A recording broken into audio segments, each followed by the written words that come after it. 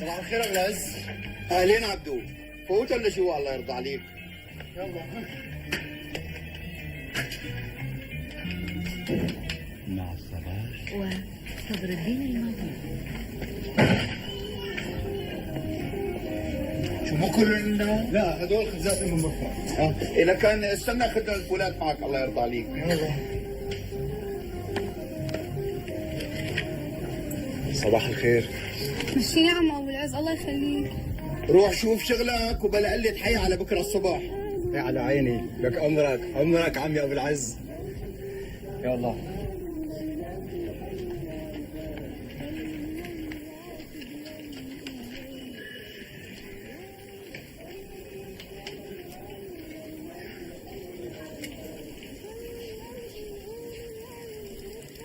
صباح الخير استاذ سامي. اهلين عبدو، اطلع.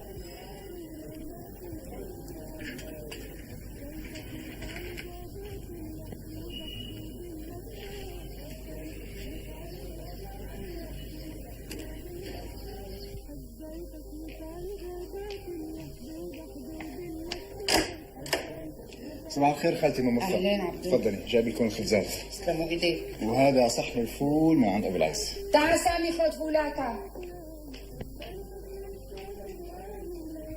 سميرة جيبي شوية بصل. بصل عند الصبح. ايه مو طيب الفول بلا بصل.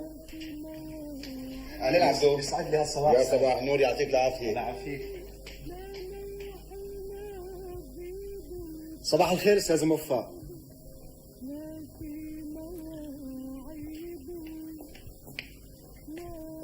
بتريدي شيء خالتي؟ سلامتك، مر لعندي بعد شي ساعة.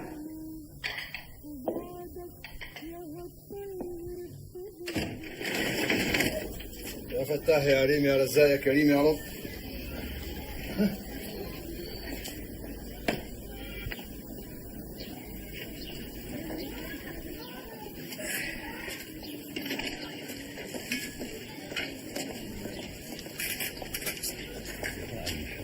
لكل الأيادي التي شاركتها. صباح الخير يا حلو. مشي الطريقة. عم نصدق بعد لك مو حرام هالجمال كله يحمل. استنى لفرجيك.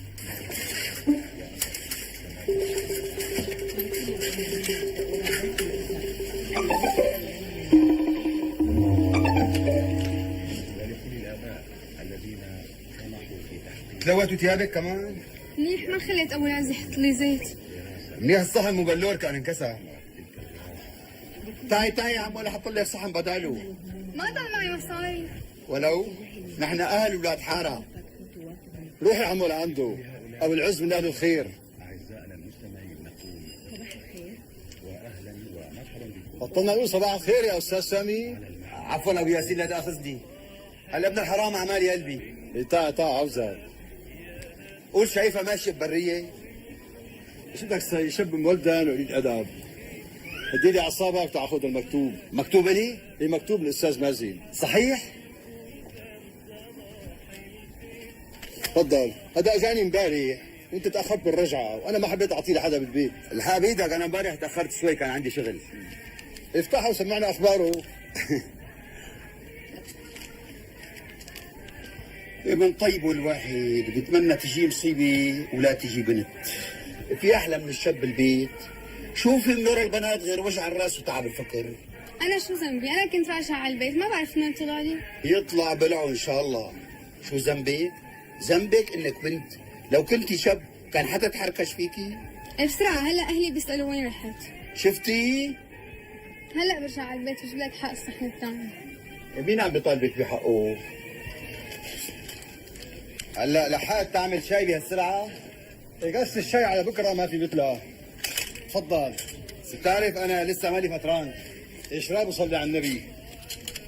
ما قلت لي شو اخبار مازن؟ اخيرا قرر يرجع. شي حلو، وامتى؟ رح يوصل نهار الخميس الجاي. ان شاء الله بالسلامه. بتعرف انه افتقدنا له؟ يا اخي سبحان الله، في ناس بيكونوا جيرانك بيروحوا بيجوا ما بتحس فيهم، وفي ناس لما بيغيب يوم او يومين بتحس كانه ناقصك شيء. تعرف الكلام حلو. خرج اخي موفق يعملوا قصيده. بدك دخيلك اخوك مين طالع؟ ليش شبه؟ بدك عنه تضحك له شوي ما بيخسر شيء. طلع شوف لغه العبسه. سامي فرطة بقى خلصنا. يلا جاي. يلا انا بالاذن رح اتاخر على المدرسه. مثل ما بتريد، اخيرا لما بيجي الاستاذ بازل اعطينا خبر. اي على عيني. سحر صارت صبية ويتحركشوا فيها الشباب بالطريق.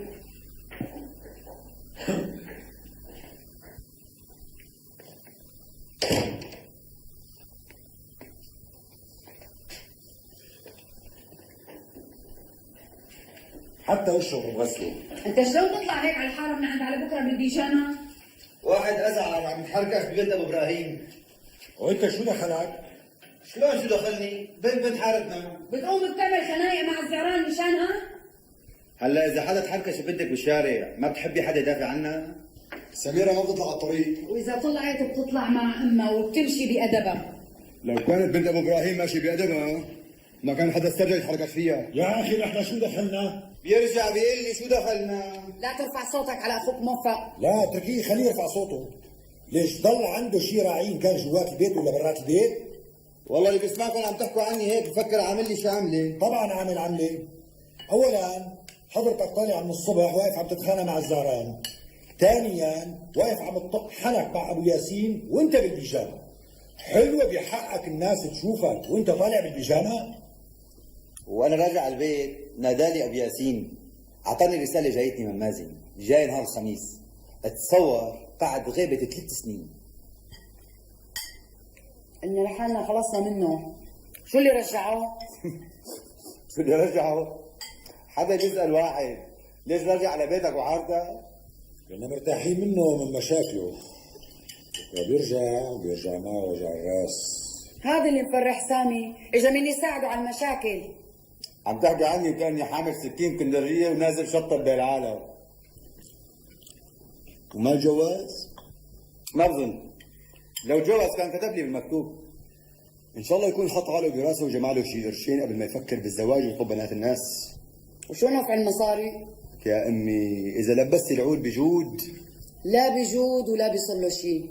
مازن بضل مازن لو جمع مال قارون. انا بستغرب يا الشباب كيف بيفكروا بالزواج وكانه لعبه، لا بيحسبوا حساب مسؤوليات ولا مصاريف. هذا مازن اكيد كان صاير لعاده شيء لما تقدم وخطب اختك سميره. لك اخي ليش؟ جار وعرفته من جيرانه وتقدم ليخطبها، شو فيها؟ هيك خبط لزق بدون ما يفكر بالموضوع ولا بيحسب حساب هو مين وهي بنت مين، ولا معه قرشين على بعضهم يقدر يواجه فيهم الدنيا. هي انت صار معك مصاري ما تتجوز، شو اللي مانعك؟ انا اسال مصر. ليش يسألني؟ شو انا مانعك؟ مو معقول يتجوز قبلك. ليش؟ خايف عليه بور؟ كلياتنا شباب يلي بيلاقي نصيبه بيتجوز. هيك بدون الواحد منكم ما يلاقي وحدة تليق بمقامنا. سامي يا امي لساته ولد، نفكر الزواج لعبة. الزواج يا امي مو سهل، بده تعني تفكير حتى ما يندم الواحد بالمستقبل. ما شاء الله ما بتندم على خطبتك من لميا. اعوذ بالله، ما حلنا نخلص من الصرعه؟ 2 سنين على الحاله. 2 سنين وما حدا حاول ينهي عذاب البنت. بتعرفوا عم يخطر لي احكي مع ابو العز. انت شو بدك فيه؟ ما بكفيه الزلمة مبتلي، ضروري تزيد عليه. بس مو معقول الواحد يسمع هالصوت كل يوم كل يوم. حتى اذا مجنونه ياخذوها على مستشفى المجانين. يمكن ما معهم مصاري. مستشفى المجانين ما بده مصاري. ما في شيء ما بده مصاري.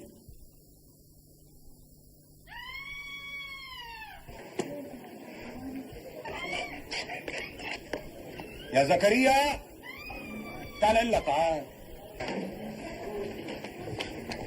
مور عبد العادي. الله يرضى عليك وبتالي عند عمك ابو العز وجيب لي صحن مسبحه. شو رايك؟ ما بتحكيني من هالروحه لعند ابو العز؟ ليش بقى؟ ما لك ثاني؟ هو انت شو دخلك؟ ما دخلني، بس والله صوتها بيقطع القلب. بدك يسمعك ابو العز وينزع صباحك؟ خايف وانا عنده تزعوت تقوم تفلت مني شي كلمه هيك ولا هيك، وبتعرف يعني انت. يا روح ابو العز رجال ادمي، واذا ما قربت على طرفه ما في احسن من هيك. وانا متاكد هلا رح يسالك اذا كنت فطران ولا لا، اذا مالك فطران رح يطعنيك فول ببلاش. طيب مو حرام يجنزر بنته بالحديد؟ شو عامله؟ مجنزرها مش ما تعني شيء، معه حق. البنت بتكسر دار، اذا حادت عن الطريق شعره واحده بتبهد بطول العمر. عمي ابو عادل بس بنته لساتها صغيره، كل اللي عمرها 15 سنه. هي لانها صغيره ممكن يضحك عليها، كود الله يرضى عليك. شو هاد؟ خليك بحالك وعود محلك. هات عميات. تفضل. والله يا ابو ياسين طالت الشغله، لازم ابو العز يشوف له حل. قول الله لا يبلينا. ليش هي هين عليه؟ بتضل البنت ضنايم. بس حرام هي. شو فيك تساوي؟ اصلا البنت مصيبه كيف ما كانت، بقى لما بتيجي مصيبه فوق مصيبه شو فيك تعمل؟ ماشي الحال، المصاري. السلام عليكم. عوض عليك. الله يعينك الحي على الغلواء. كل واحد مصيبته كافيته.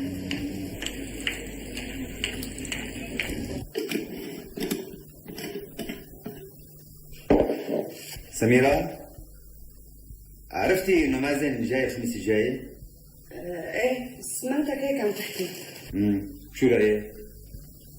بشو؟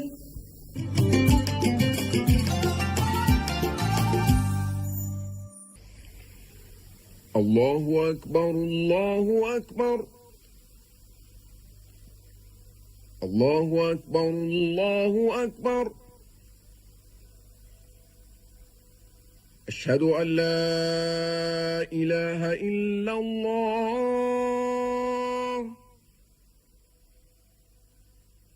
أشهد أن لا إله إلا الله.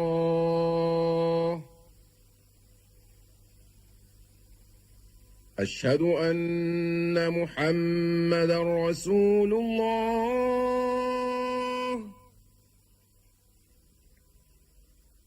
أشهد أن محمدا رسول الله.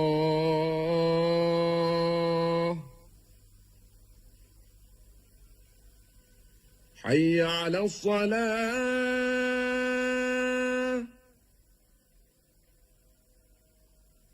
حي على الصلاة. حي على الفلاح.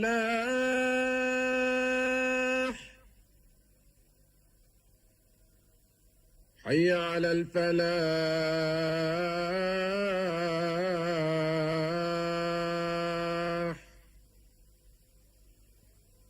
الله أكبر الله أكبر. لا إله إلا الله.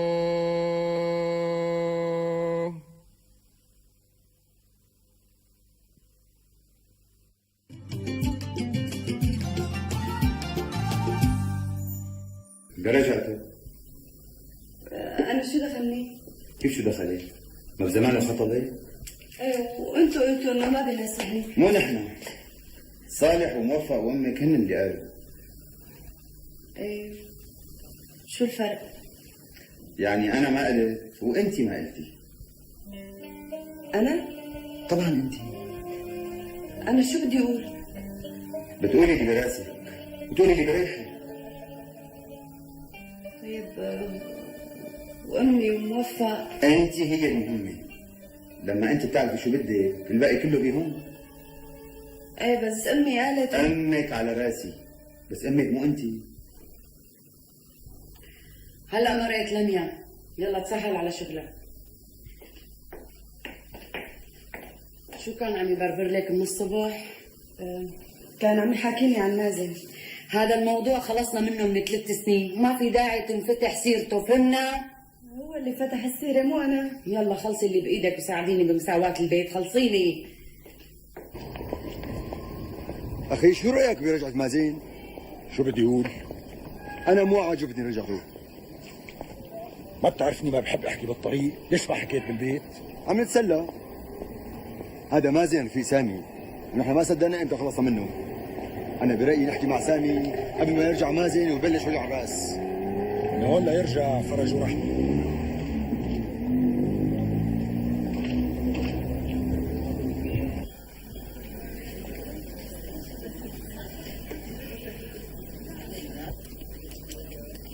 صباح الخير.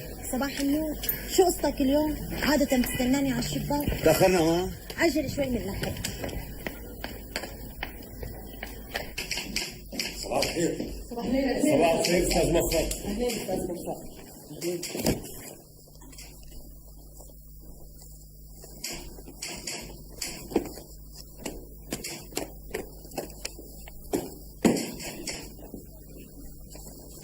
هي بدها مشاهدة مشان تلحق بريد المدير العام.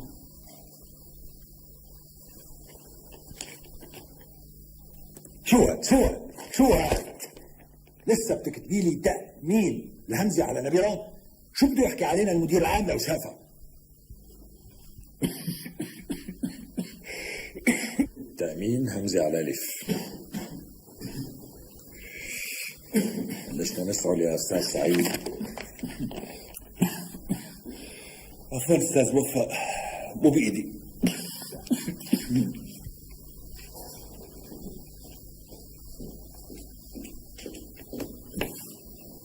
خير شو في؟ جايتنا زميلة جديدة بدنا نروح نتعرف عليها ونسلم. ما عنا بريد غير الورقة اللي فرجيتك إياها وصارت مع الأستاذ سعيد. بس ما بدنا نقضي نهار كله عندها، بدكم ترجعوا لشغلكم. ماشي. وخلي المخلوقة تتعلم الشغل بسرعة طالما هي جديدة. طيب يلا.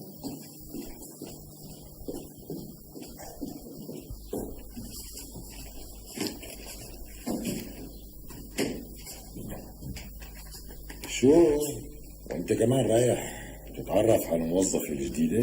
لا انا رايح اخذ البريد لمكتب المدير العام، ولو انه عم يقولوا انه الموظفة الجديدة حلوة وخرج الواحد يتعرف عليها. ايه وما تروح تتعرف؟ انا متجوز ومستور، هي خرج حضرتك تروح تتعرف عليها.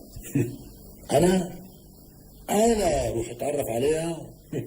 ناقصني اقعد بين 7-8 نسوان واسمع طق الحنك. يا استاذ موفق، ليش بتتصور قعدات النسوان كلها طق حلق؟ لا مو بس هيك، بجوز يقعدوا كمان يبصروا فنجان القهوة. تعرف اذا رح تضل هيك بعمرك ما رح تتجوز. ايه روح خذ البريد وكمل شغلك. انا يا ابني وقت بدي اتجوز ما بتجوز الا بنت عيلة محترمة. شو بعرفك ما تكون هي بنت عائلة محترمة؟ لو كانت بنت عيلة محترمة ما بتبهدل حالها وبتتوظف يا استاذ. وخفف لي السعلة شوي. صباح الخير استاذ.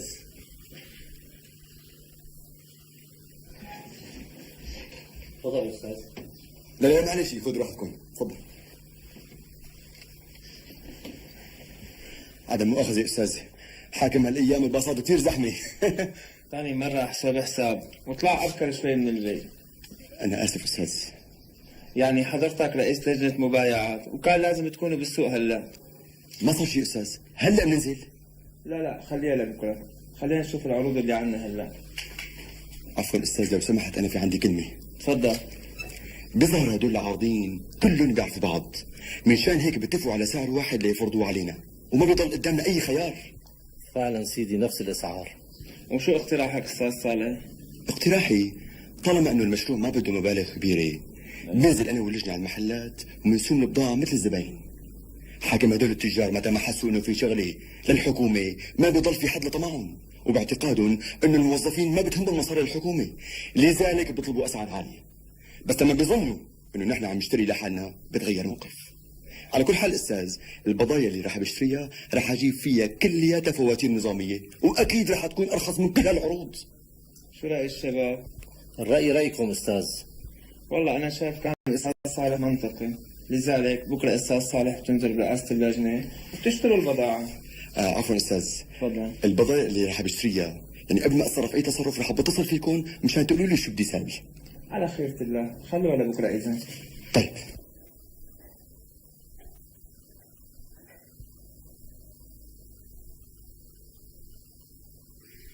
لك بنتي قومي ساعديني شوي، خلينا نلحق على بكير. يلا قومي بس شوي.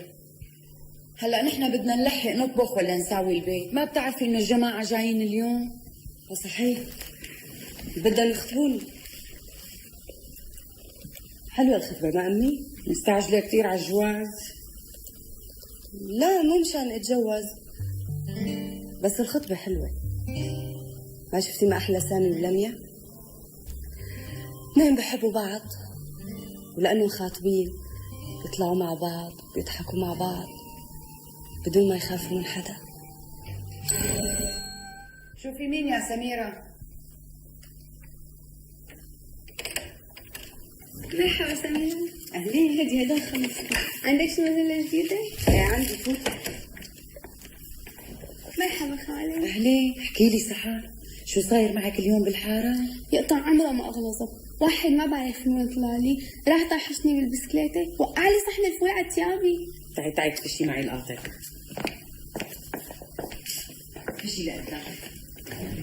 شو كان بده مني؟ أنا بعرف، بعت له حمى. هذا معناتها صرتي صبية ومالك دريانة. هاتي عنك خالي، أنا بمسح.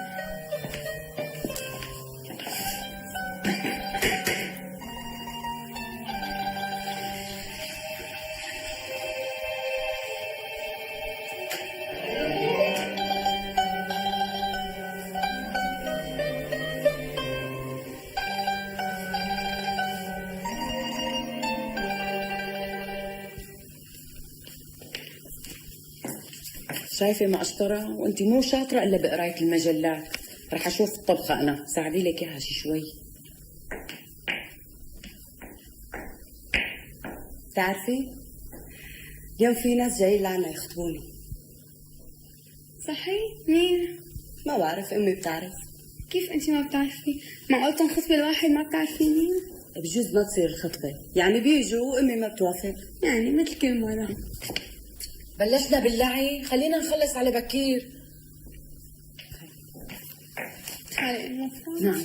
رح يجي يخطبوا سميرة اليوم؟ يمكن ما يكون في نصيب. ليش هالسؤال؟ عم يخطر لي، إذا ما بدكم تقبلوا ليش تخلوني يجوا؟ أنت لساتك صغيرة على الحكي. البنت بتضل بتنخطب حتى لو ما انكتب لها نصيب، مشان الكل يحس بأنها مطلوبة والعين عليها. صحيح يا سيدي، ألف مبروك ألف مبروك. طبعا طبعا طبعا، واجبنا نروح بالمعية، واجب. بس مو لما بتطلع من المستشفى بيكون أحسن؟ عفوا، الحقيقة فاجأتني بهالطلب، يعني ما بعرف إذا كان القصيدة بتلحق ولا لا.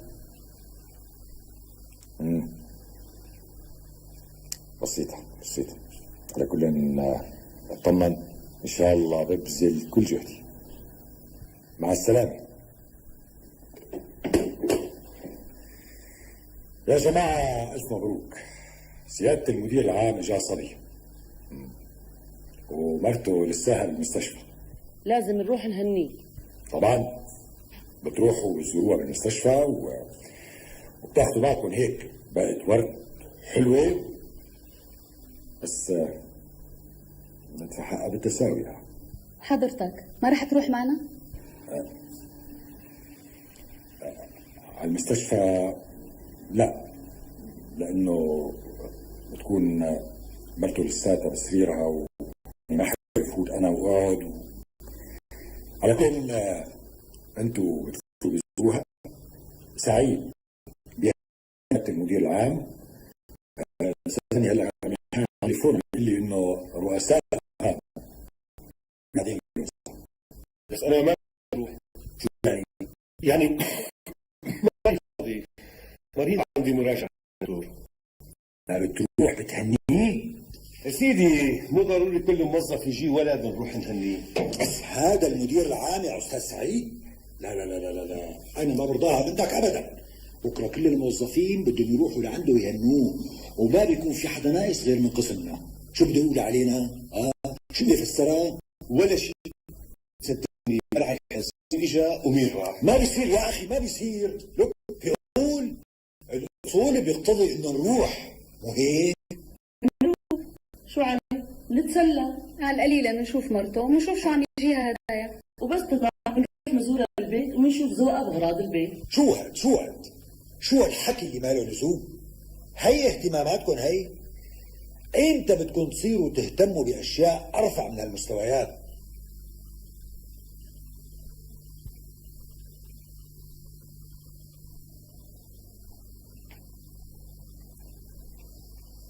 أستاذ سعيد، أرجوك أرجوك ما تخرجني وتحرجني. إن شاء الله.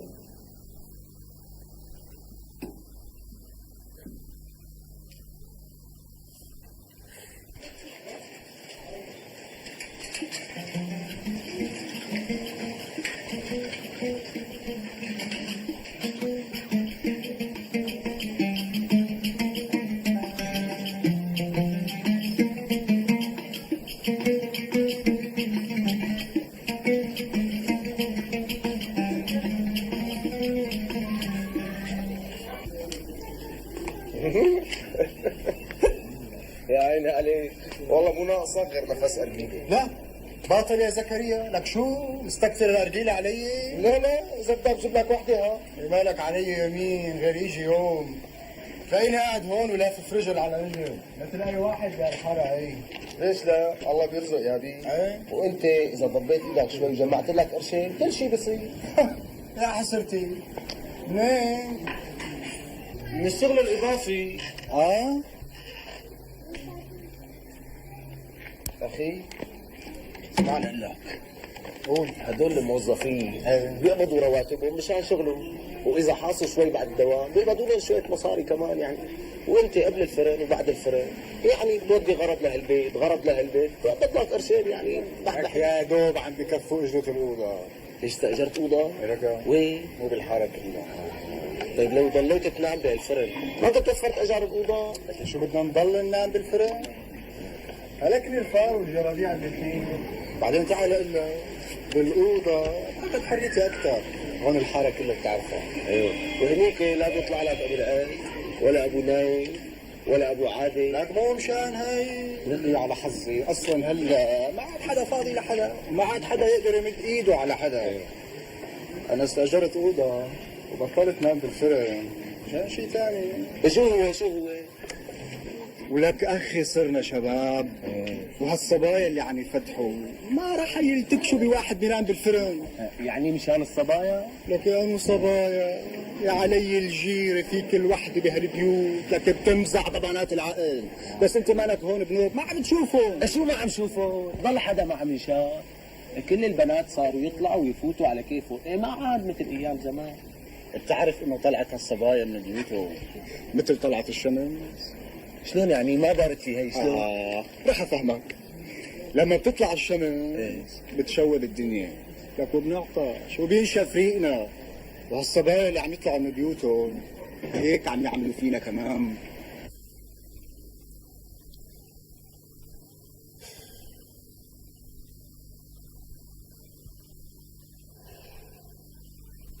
يا أستاذ صارت الساعة 2:15. لسه ربع ساعة. يا أخي كل الموظفين بالدنيا بيطلعوا 2 أو 2:15 مكترت. يا أخي هلا وقت تناقشني بدوامك بيكون الواحد عم يفكر بشيء بجره لشيء تاني. افهمنا انك عم تكتب شعر، وطبعا مو عاجبك الشعر. يعني طالما انه مو شغل للوظيفة شو الفرق اذا طلعنا او بقينا؟ حتى الشعر فيك تكتبه بالبيت. انت مو شغلك وين بكتب الشعر وين بيجيني الالهام. ولما النظام بيقول انك انت لازم تبقى للساعة 2:30 يعني بدك تضل للساعة 2:30، وانا شخصيا ماني مستعد اتحمل مسؤولية مشانك. رد ناقشني. يا أستاذ أي مسؤولية هاي؟ صارت الساعة 2:15. الله يخليك، نحن لولا أزمة المواصلات ما كنا بنحكي شيء. ونحن ورانا أولاد بدنا نطعميهم وندرسهم ورانا شغل بيت كمان. والله يا خانم كان لازم تحسبي الحساب قبل ما تتوظفي. انا مو كل يوم بدي اوجع راسي بهالقصه. يلي ما عجبه يتفضل ينتقل لغير قسم. يلا تعالج لا تعالج. يا استاذ اكيد المدير العام عند مدامته بالمستشفى وما راح ينتبه للموضوع. المدير العام اصلا مو هو اللي بيراقب سجل الدوام، موظف الاستعلامات هو اللي بيراقب الدخول والخروج. ثم انا شخصيا بريد قسمنا تكون سنته نظيفه. مرحبا. شو نادية ما قلتي طريقك على طريقي؟ بس استني شوي. شو حضرته رئيس القسم؟ أستاذ موفق. تشرفنا. هي زميلتنا الجديدة أستاذ موفق، الآنسة بسمة.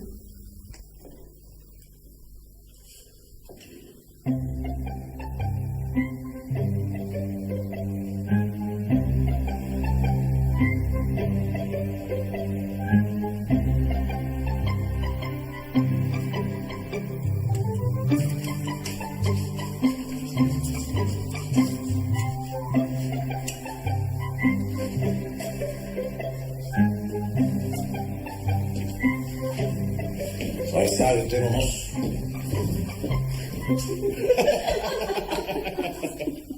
تفضلي.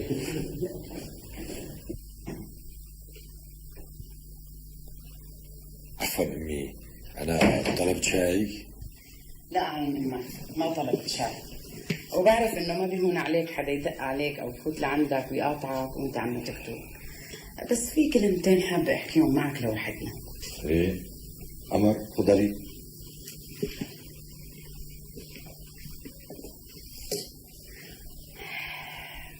يعني عم أقول إنه يا ابني حلك تتجوز.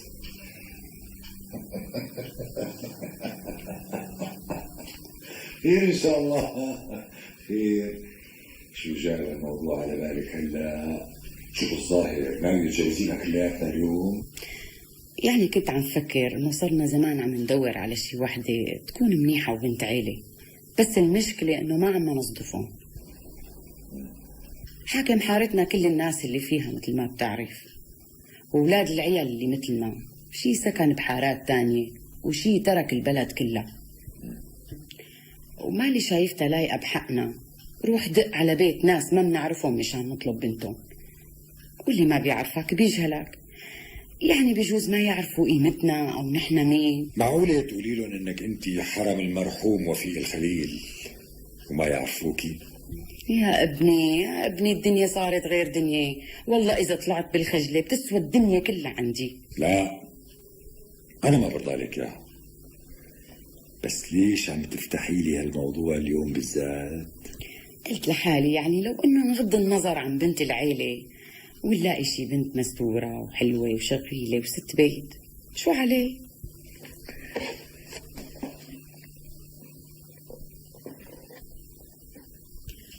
والبنت لما بتطلع من بيت أهلها تحمل اسم جوزها، يعني لما بتصير مرتك أنت بتشرفها باسمك. طيب أمي، يعني في حدا بذهنك؟ اليوم مرقت علينا هاي البنت سحر، شفتها ظريفة وحلوة وشاطرة وست بيت، صحيح هي مو بنت عيلة بس يا دوب لسه عمرها 15-16 سنة. والله أنا بشوف يعني إنه ما لازم نستعجل، لازم نتروق شوي، نفكر بالموضوع على مهلنا. بتعرفي إن هذا جواز ملابي. لك ابني فكرنا كتير والأيام عم تمر، اتكل على الله وخليني اشوف ذريتك قبل ما اودع هالدنيا. بعد الشر على قلبك يا عمي، ان شاء الله ما بيصير الا اللي على خاطرك، بس اعطيني مهله لافكر بالموضوع لبكره مثل ما بدك، واذا الله هداك واعتمدت منروح بكره ومنخطبها، بس انت البس هلا واطلع لي على الصالون، لانه ما بقى الا يجوا الجماعه اللي بدهم يخطبوا اختك. ايه صحيح شو بدنا نقول لهم؟ ما بنقول لهم شيء، نسمع لهم بس، بدنا وقت لحتى نسأل عليهم.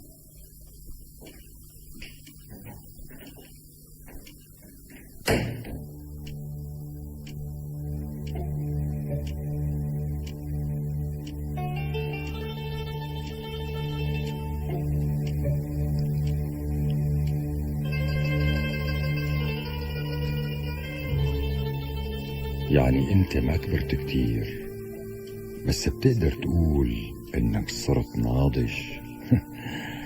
لكن باعتبارك ملك خرج الولدانات وقصص البنات، شو عليه؟ بنت صغيرة بتخدمك وبتسليك وبتفرفح لك شبابك. بس يعني بنت صغيرة ما بيعرف الواحد كيف بده يعاملها، دلال وغناج وطلبات. شو بدي بهالصراحة؟ النسوان أصلا كلهم عقلهم قليل وما بيستاهلوا الواحد يشغل باله فيهم، بس هي سنة الكون، وانت من 45 سنة يعني كبرت. ايه واذا كبرت شو يعني؟ ايه انا شو بدي بالنسوان وعلى الأتون؟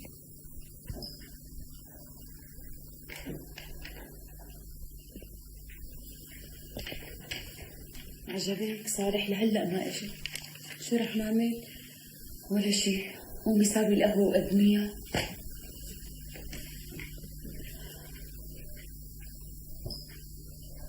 إن بقى ما في طريقة تخليه يشعر بالاستقرار غير الزواج، وخصوصي بعد ما خلص عسكريته. وانتوا شباب وبتعرفوا جيل هالايام الزواج بالنسبه له شغله لابد منها. انا كمان متزوج صغير. بصراحه عمار ابن البكر، يعني كل اخواتكم وهو كوم، ومشان هيك بتهمني سعادته كتير، وان شاء الله بنلاقيها عندكم ان شاء الله. اهلا وسهلا. الحقيقه نحن مبعوثين لعندكم، يعني في ناس نصحونا وقالوا لنا طلبكم عند هالجماعه. وممكن نعرف مين اللي دلكن علينا؟ بيت ابو سمير، بتعرفوه؟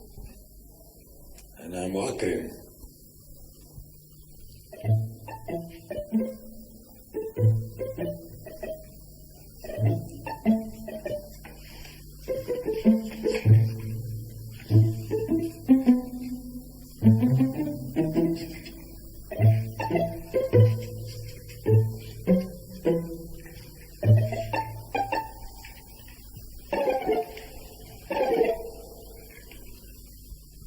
عادي يا بنتي لنشوفك شوي.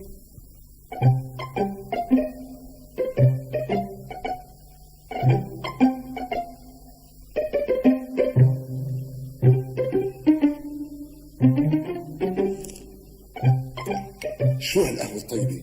يسلموا هالايدين. الله يسلمك.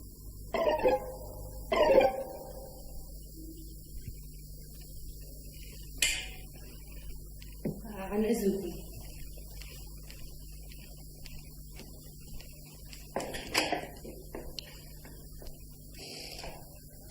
ايه سيدي، بالصلاة على النبي نحن شاريين. نعم شاريين؟ شو الشغلة بيع شروة يا أفندي؟ لا يا ابني، انت فهمتني غلط. ماشي الحال. والسيد ابنكم موظف من أنو درجة؟ رابعة أولى. بس يعني الوظيفة مو كل شيء. شلون يعني؟ يعني في مورد تاني. عمار شريك بمحل حلويات، يعني الحمد لله. وبعدين جهاز البيت أنا متكفل فيه. قبل الجهاز خلينا نحكي بالبيت. عنا بيت والحمد لله، 6 غرف وصوفة، له منهم غرفتين، وإذا حب ياخد الثالثة. ورح يسكن عندكم؟ مؤقتا بس لبين ما يطلع بيت الجمعية. عمار مسجل على بيت بالجمعية 120 متر، وبده شي سنة ليستلمه.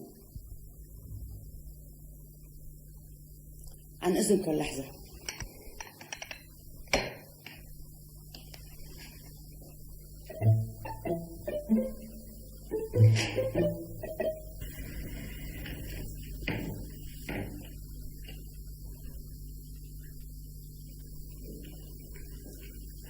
شو سميرة؟ مثل ما بدكن أمي.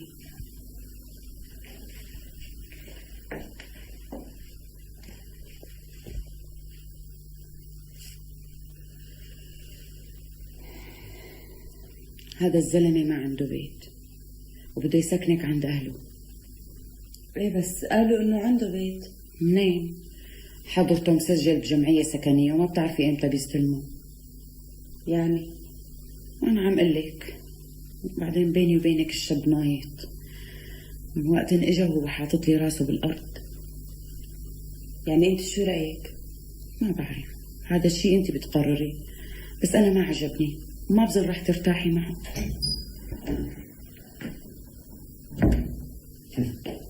أما عرسان آخر زمان.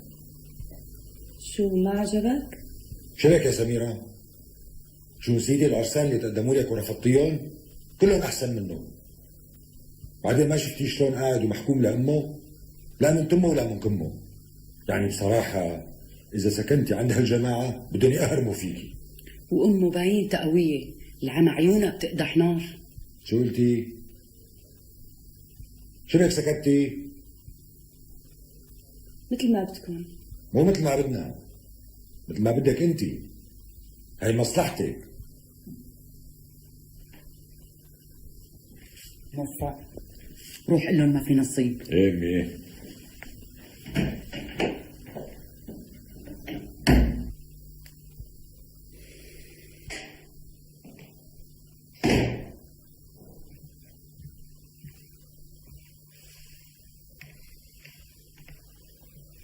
ايه سيدي، شو امرتوا؟ شوف يا اخ، الحقيقة يعني نحن ما عندنا أي اعتراض لا على أبنكم ولا على شغلكم، بس ما هي شغلة البيت. يعني في الحقيقة أنا حكيت سابقا مع البنت ورجعت حكيت معها هلا. يعني إذا ما في بيت ما بتتزوج.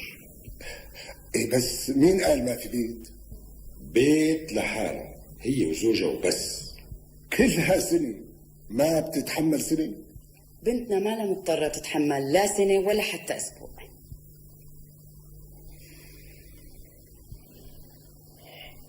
طيب نترككم تفكروا. أخي ما في داعي للتفكير، لا بالبيت لا نحن أسف. طيب اسمحوا لنا. طيب الله معكم.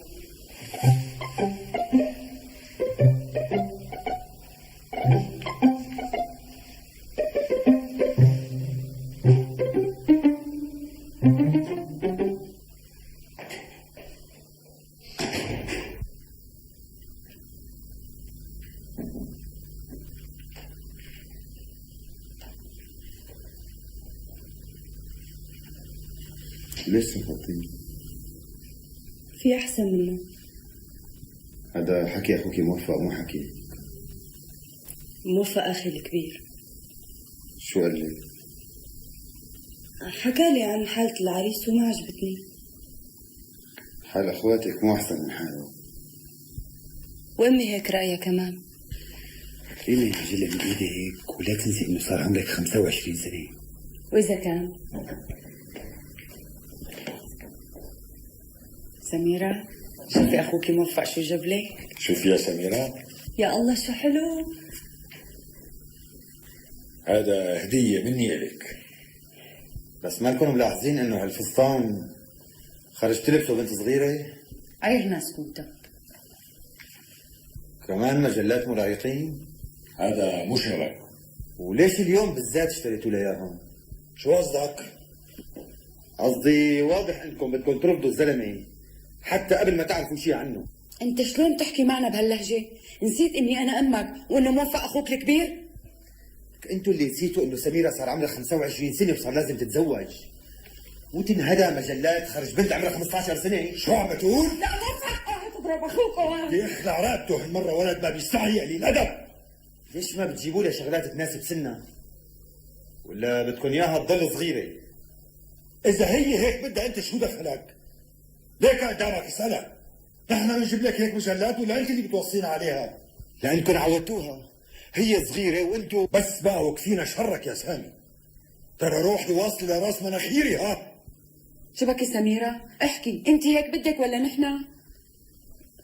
أنا ماني عارفانة ليش كل هالقد زعلان. أنا فعلا بحب هالمجلات.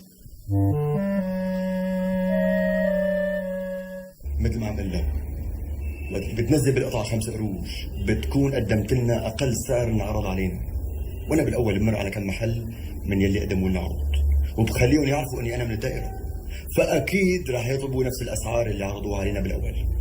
بس لما بيجي لعندك وبتطلب سعر أقل، الموظفين اللي معي ما بيقدروا يحكوا شيء منه. أنت عمليا عم تطلب مني نزل 25؟ طبعا ال 20 إلي، ونحن شو بضل لنا؟ ولو سامر أفندي لكم البيضة والتأشيرة. طيب توكلنا على الله. أنا برأيي جهز لي 30,000 قطعة، لما بيكونوا جاهزين ما بضل في حجة لحدا بنوت. سيدي كل شيء بدكم اياه عندي جاهز.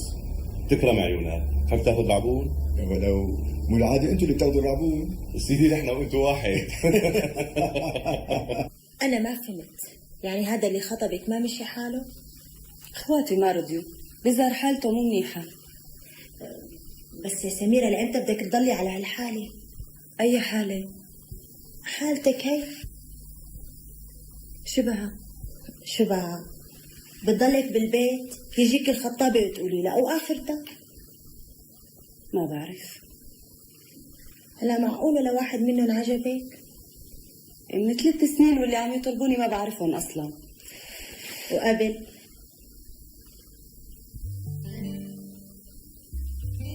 قبل 3 سنين طلبني مازن. صحيح، هذا كان جاركم وكنتي تعرفيه.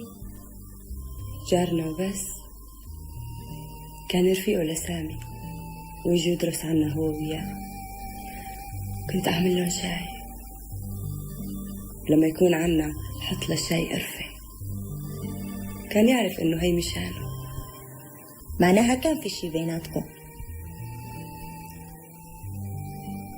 يعني تطليعة ضحكة. كنت أعرف إمتى بيروح وإمتى بيرجع واستنى. تعرفي الشباك هذا كنت أحبه كتير، منه كنت استنى مازن لما يطلع من عنا. كان يعرف إني قاعدة هون، يقول لما يودع سامي يرفع صوته مشان يسمعني. ما كان عم بيوعد سامي بس، كان يوعدني إلي. هلأ صرت أكره الشباك، ما عاد عم يجي منه إلا صريخ بنت أبو العز. شو بك؟ صرت سكر الشباك، خايفة صرخ ويطلع صوتي مثله. سميرة، ليش أهلك ما رضيوا بمازن؟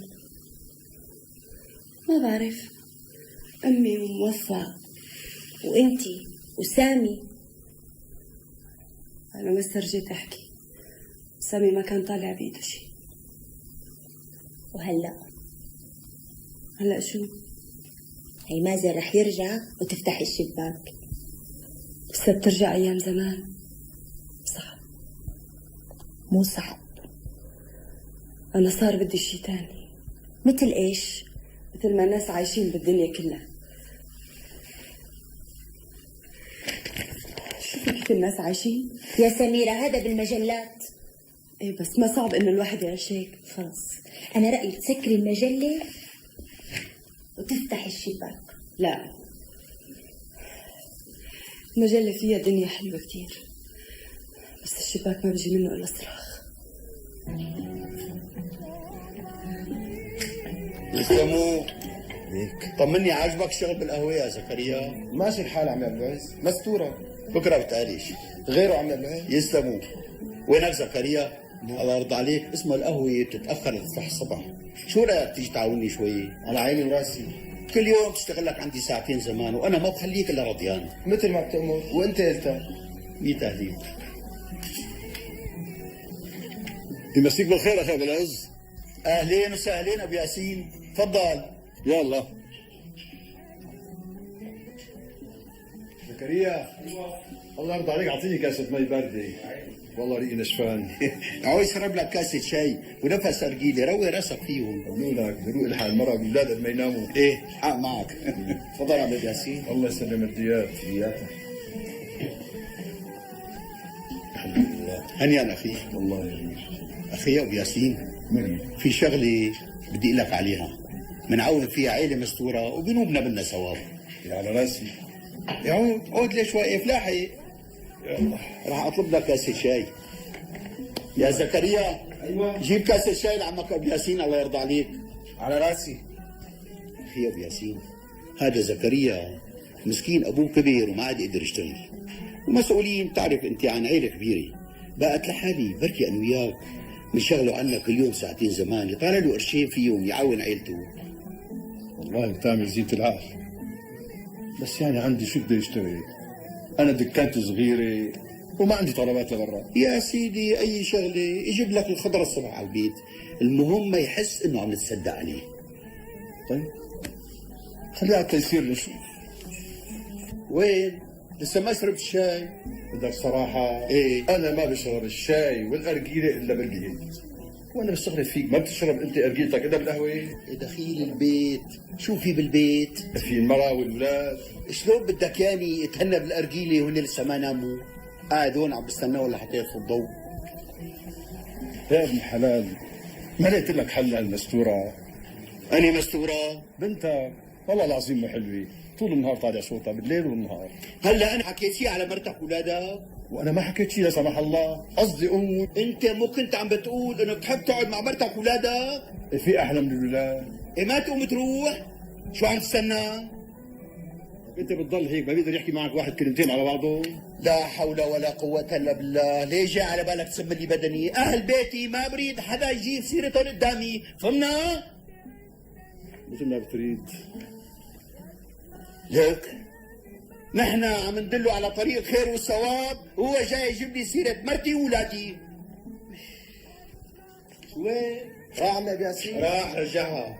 وينك زكريا؟ هذا الولد يجيب الفران عبده مو عاجبني، انت كل يوم بتجيب لي الخبزات. على راسي، بكره من طلعت الضوء بيكونوا عندك بالبيت. على الدكان مو على البيت. شو ايه على الدكان سيدي، على الدكان.